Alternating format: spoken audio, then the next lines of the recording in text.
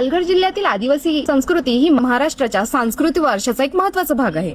या संस्कृतीला देशभर आणि जगभर पोहोचवणाऱ्या दोन व्यक्तींनी अमूल्य योगदान दिले आहे। सर्वप्रथम बोलूयात जिव्या सोमा म्हसे यांच्याबद्दल। 1934 मध्ये जन्मलेल्या जिव्या म्हसे यांनी वारली चित्रकलेला एक नवीन दिशा दिली।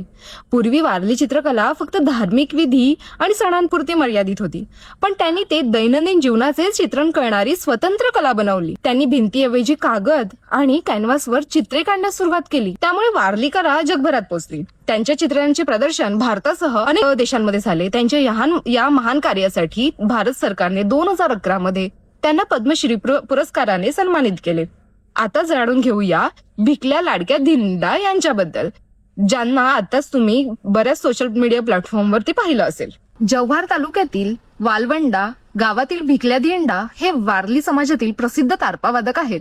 तारपा हे वारली संस्कृतीतील अत्यंत महत्त्वाचे पारंपरिक वाद्य आहे।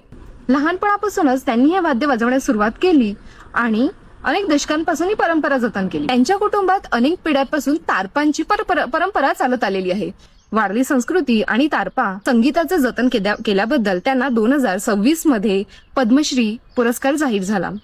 मित्रांनो, जिव्या म्हसे यांनी वारली कलेला रंग दिले, तर भिकल्या धिंडा यांनी वारली संस्कृतीला स्वर दिले।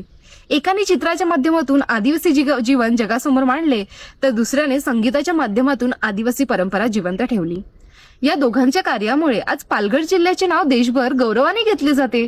त्यांच्या कार्यातून आपल्याला आपल्या लोककला, संस्कृती आणि परंपरा अभिमान बाळगण्याची प्रेरणा मिळते। वारली संस्कृतीचे रंग आणि स्वर जपणारे हे दोन दीपस्तंभ म्हणजे पद्मश्री जिव्या सोमा म्हसे आणि पद्मश्री भिकल्या लाडक्या धिंडा, त्यांचे कार्य येणाऱ्या अनेक पिढींसाठी प्रेरणादायी ठरेल।